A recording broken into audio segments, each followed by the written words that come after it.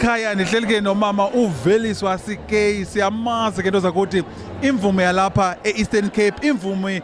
yalapha eSouth Africa madoda ndikhumbula ngalominyaka wayeqala kwamumva icula enye ingoma anisayikhumbule ngeyithini lento ithi anosata dilibele ikhona enye manje ingoma yavele yaduma gqithi ngaphandle kodwala ke udwala la ngoma uyiqale ngophi unyaka udwala lam ndimkhuphe ngo-20 hayi ngo-2001 yes and wathengisa iikopi ezingaphi wenza i-double platinum wenza i-double platinum alright more than 100,000 copies wow yes namhlanje mama uVeliswa ulapha kulento ye-legend how do you feel ubuzile now kuba kudala sisiva ngomama uVeliswa Sikei sidla ngombona phaa kwi-national TV sidla ngombona phaa kumaphephandaba nakwi-radio uthethwa kamandi ngaye uziva njani namhlanje lapho ndiziva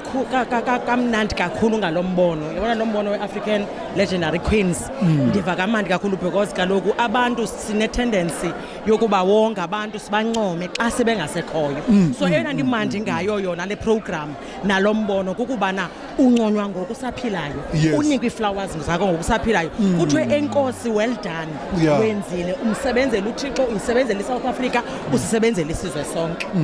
wow amazwi wakho ufuna wathetha kubantu abapha emakhaya landithi abantu abaninzi bekhe bahlelwa zizinto ezibhlungu nakwi-COVID-19 but once umuntu ave umama uVeliswa Sikei ecula ufuna uthini ubanika ithemba nalandithi bangatyhafi babambelele kwiliwa elingasoze elithenqi thank you so much ngoba xa uxana uthetha okanye undibuze kodwa le ngoma ube uyicaphula andinayo manenye into enobanika yona ababukele emakhaya ndifuna ukuthi eli liwa nguYesu alikho elinye bambelele iimeko zinzima iimeko zirayithi kumnandi kubuhlungu iliwe lithe nkqi soze likulahle phantsi elo liwa ke nguYesu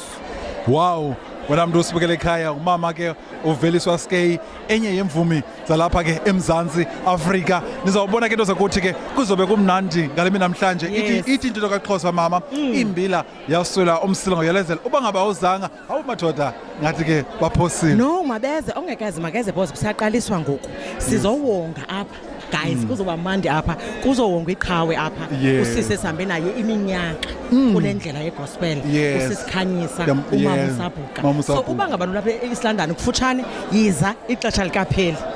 wow hayi ke sibambisana sibike wena mntu usibukele ekhaya uhlale njalo ke sake sithethe ke nezinye ke ilegend enkosi kakhulu